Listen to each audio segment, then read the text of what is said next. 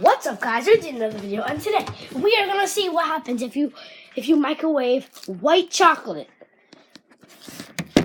Linder, please sponsor me. I love your chocolates. Bleh. Okay, let's do this.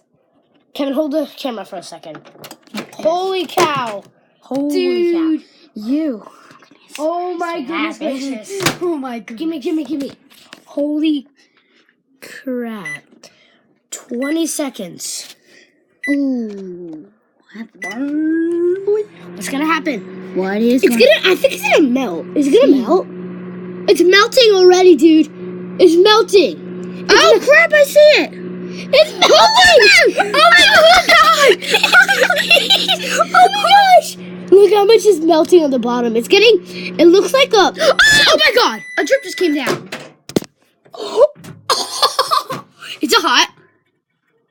What? What? What? The heck? Do you want me to eat this? I think it's dangerous to eat this crap. I need to clean out the microwave. Tastes normal. Do you dare me eat this? Yeah, guys, just for you, I'm gonna eat this.